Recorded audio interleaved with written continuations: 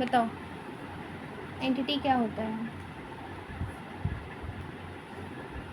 N economic unit which may be a business entity और non business entity. मतलब entity का मतलब ये होता है कि चाहे वो बिजनेस हो चाहे वो ना हो, वो एक क्या होना चाहिए, मतलब एक इकोनॉमिक यूनिट होनी चाहिए जो एक अर्निंग जनरेट करे, पैसे जनरेट करे, उसे हम क्या कहते हैं, एंटिटी कहते हैं। ठीक है, जब वो पैसे जनरेट करती है तो उसे एंटिटी कहा जाता है। क्लियर? एन एंटिटी मीन, हाँ, चाहे वो बिजनेस हो चाहे वो बिजनेस ना हो, दोनों ही एंटिटी कहलाएंगी। ठीक है, इसने क्या बोला है, an economic unit which may be business entity और non business entity. An entity means an economic unit which perform economic activities. मैंने वही चीज़ बोली ना, जो इकोनॉमिक से रिलेटेड जो एक्टिविटीज़ करती है। अब आपको पता है बिजनेस क्या है, इकोनॉमिक एक्टिविटीज़ करती है कि नहीं करती? करती है। जैसे रिलायंस इंडस्ट्री लिमिटेड हो गया, ये क्या है, इकोनॉमिक एक्टिविटी करती है। बजाज ऑटो लिमिटेड है, बहुत सारे एग्जाम्पल्स दे रखे हैं यहाँ पे जो कि बिजनेस एंटिटी हैं। ठीक है, a business entity means an enterprise established in accordance with the law to engage in business activities. ये सारे के सारे देखो, एंटिटी मतलब यही होता है कि जितना भी वो जनरेट करने में लगे हों, पैसे जनरेट कर रहे हों, इकोनॉमिक एक्टिविटीज़ जनरेट कर रहे हों, ठीक है, किसी को एम्प्लॉयमेंट दे रहे हों, ठीक है, तो इन्हें क्या कहते हैं, हम एंटिटी कहते हैं। Clear? Business transaction, business transaction क्या है?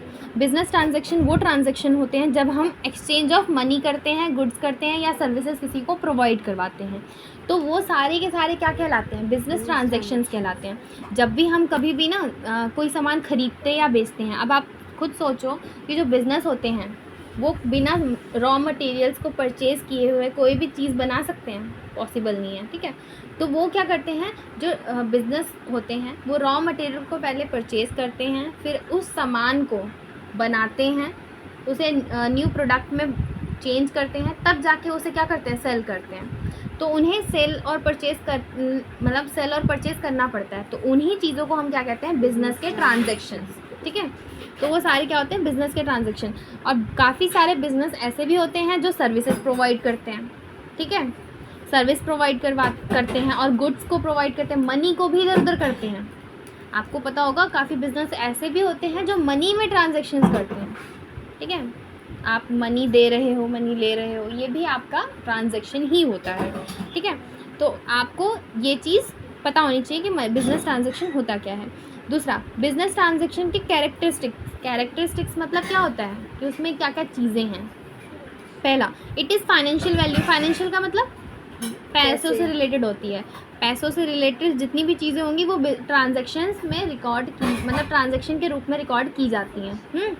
फर्स्ट चैप्टर में वो चीज़ कंप्लीट करवाई थी मैंने, कि क्या करवाया था, money measurement concept. Money measurement concept में क्या होता है कि जितनी भी ट्रांजैक्शन है वो मनी की टर्म में ही आपको रिकॉर्ड करनी होती हैं। ठीक है, दूसरा इसमें है, it is supported by a source document. मतलब सोर्स डॉक्यूमेंट क्या है, ये सपोर्ट करता है जितना भी बिजनेस ट्रांजैक्शन होता है ना, वो किसी एक बिल के रूप में होता है, कभी इनवॉइस, कभी सेल, मतलब एक आपके पास एक ऐसा डॉक्यूमेंट होना चाहिए जिससे आपका पता चले कि आपने ट्रांजैक्शन करी है।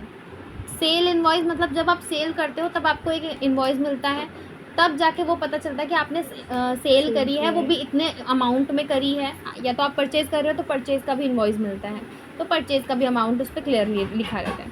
ठीक है, next, it brings change in the financial position. मतलब ये जो बिजनेस ट्रांजैक्शन होते हैं ना, ये हमारे फाइनेंशियल पोजीशन को चेंज करते रहते हैं। एसेट और लाइबिलिटी, कभी एसेट कम हो जाए, ज़्यादा हो जाएगी तो लाइबिलिटी कम हो जाएगी, लाइबिलिटी ज़्यादा हो जाएगी तो कम, हाँ, तो ये चीज़ है। ठीक है, ये चेंज लाते रहते हैं हमारे। It is an effect of economic equation. हमारी जो इकोनॉमिक इक्वेशन है, मतलब एक इकोनॉमिक इक्वेशन होती है कि asset is equal to liability plus में कैपिटल, ये इकोनॉमिक इक्वेशन मानी जाती है। ठीक है, इस इक्वेशन को भी इफ़ेक्ट करता है। इस इक्वेशन को इफ़ेक्ट कैसे करेगा, जब आप किसी भी चीज़ को परचेज़ करोगे तो आपका एसेट बढ़ जाएगा। आप परचेज़ कर रहे हो, अगर क्रेडिट में परचेज़ कर रहे हो तो आपके लाइबिलिटी भी बढ़ रही है ना, क्रेडिटर बढ़ रहे हैं आपके। तो यही चीज़ इसने बोली है कि जो हमारा ये बिज़नेस ट्रांजैक्शंस होती हैं, ये हमारे किस पे इम्पैक्ट डालती हैं, हमारी अकाउंटिंग इक्वेशन पे भी इम्पैक्ट डालती हैं। क्लियर? और इसमें हमेशा डुअल एस्पेक्ट कॉन्सेप्ट चलता है। डुअल एस्पेक्ट का मतलब होता है एक डेबिट तो दूसरा क्रेडिट। अगर आप किसी को कुछ दे रहे हो तो उसके बदले आप कुछ लोगे भी। बिजनेस ट्रांजैक्शन में सब सिंपल सा रूल है, अगर आप कुछ परचेज कर रहे हो तो उसके बदले आपको पैसे देने पड़ेंगे। ठीक है, तो यही होता है बिजनेस ट्रांजैक्शन। ठीक है, तो आपको कैरेक्टरिस्टिक्स बता दी गई हैं। कैरेक्टरिस्टिक्स ये सारी चीज़ें उसमें होनी होती हैं, तभी वो जाके क्या बनता है, बिजनेस ट्रांजैक्शन बनता है। ठीक है, नेक्स्ट है अकाउंट। ये चीज़ आपको दे रखी है, एक्सटर्नल, इंटरनल, कैश ट्रांजैक्शन और क्रेडिट ट्रांजैक्शन और इंटरनल ट्रांजैक्शन। ये तो आई थिंक बहुत इजी है समझने के लिए। क्या आपको पता है इंटरनल ट्रांजैक्शन जो अंदर ही अंदर ट्रांजैक्शंस हो जाएं, जो हमारा एक बिज़नेस है तो बिज़नेस के अंदर ही ट्रांजैक्शन हो जाती हैं, उन्हें हम इंटरनल बोलते हैं। हाँ, तो यहाँ पे देखो कैश ट्रांजैक्शन क्या होता है, mode of settlement of value, मतलब किस तरीके से आप उस अमाउंट को सेटल कर सकते हो। जो भी ट्रांजैक्शन हो रही है तो उस अमाउंट को सेटल करने के लिए आपके पास मोड कौन से रहते हैं, तरीके कौन से रहते हैं। पहला तरीका है कि कैश में ट्रांजैक्शन कर दो। अगर आप कुछ परचेज करके लेके आए हो तो आप उसके बदले क्रेडिट में नहीं, मतलब उधार ना लेके आओ, उसमें आप कैश में ही पेमेंट कर दो, तो कैश की ट्रांजैक्शन हो जाएगी वो, कि आप परचेज तो करे हो लेकिन कैश में करे हो। दूसरा होता है क्रेडिट ट्रांजैक्शन। क्रेडिट मतलब आप गए तो सामान तो ले आए लेकिन उधार करके आए हो, मतलब आपकी लायबिलिटी इंक्रीज हो गई है, तो वो क्रेडिट ट्रांजैक्शन हो गया। क्लियर? Next account. अकाउंट क्या होता है? अकाउंट होता है हमारा जितने भी ट्रांजैक्शंस आप रिकॉर्ड करते हो वो कहाँ करते हो, एक अकाउंट होता है, एक प्रॉपर एक जगह होती है जहाँ पे आपको सारे ही ट्रांजैक्शंस को एक सिस्टमैटिक वे में रिकॉर्ड करना होता है, उसे अकाउंट कहते हैं। ठीक है, तो ये चीज़ क्लियर हुई। Record of transaction under the head that is called account. तो जिसको भी आप एक हेड में डाल रहे हो उसे हम अकाउंट कहते हैं। जैसे कि मैंने आपको बताया कि अगर आपका कैपिटल है किसी भी चीज़ का तो आप कैपिटल अकाउंट में डालोगे, अगर आप सैलरी दे रहे हो तो सैलरी अकाउंट में डालोगे, अगर आप वेजेस पे कर रहे हो तो वेजेस अकाउंट में डालोगे। ठीक है, तो हर एक चीज़ के, हर एक ग्रुप के अकाउंट अलग अलग बना दिए जाते हैं और उसी में उन चीज़ों के रिलेटेड जो भी चीज़ें होती हैं वो उसी में डल जाती हैं। ठीक है, and the fourth is capital. Capital क्या होता है? कैपिटल देखो, क्लेम ऑफ द ओनर और proprietor in the business. Capital वो अमाउंट होता है जो एक प्रोप्राइटर जो होता है ना, वो पैसे अगर लगाता है तो वो उसके बदले में क्या बोलता है कि मुझे इतना चाहिए भी। बिजनेस और बिजनेसमैन दोनों क्या होते हैं, अलग अलग होते हैं। ठीक है, कैपिटल और ये बोला जाता है जो कैपिटल लगा रहा है बिजनेसमैन मांगता भी है। कैपिटल लगाने के बाद वो बोलेगा मुझे 2 लाख के। ठीक है, तो इसीलिए बोला जाता है कि जो कैपिटल होता है, एक प्रोप्राइटर उस चीज़ को लेना चाहता है, बोलता है कि आपके पास मैं इतना लगा रहा हूँ तो इसके रूप में मुझे रेवेन्यू भी चाहिए, पैसे भी चाहिए, मुझे वापस भी चाहिए और विद इंटरेस्ट के साथ भी चाहिए। ठीक है, मतलब मुझे इसके बदले में वापस चाहिए। तो बिज़नेस जो होता है वो वापस करता भी है।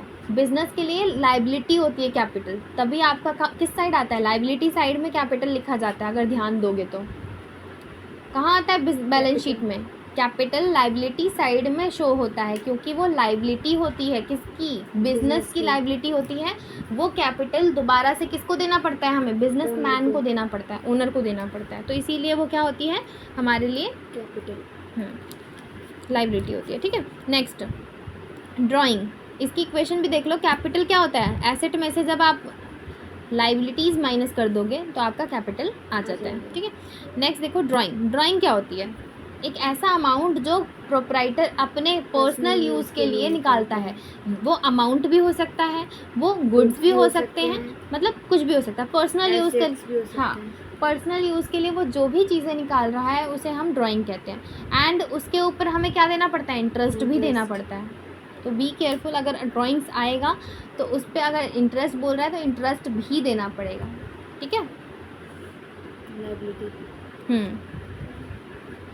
Next liabilities. लायबिलिटीज़ होता क्या है, लायबिलिटी हमारे देखो, claim of amount against the entity और एंटरप्राइज। हम कुछ भी सामान ख़रीद के लेके आते हैं, अगर वो किसी भी उधार में ख़रीद लिया हमने, क्रेडिट में ख़रीद लिया, तो वो हमारी क्या चीज़ बढ़ा रही है, लायबिलिटी बढ़ा रही है।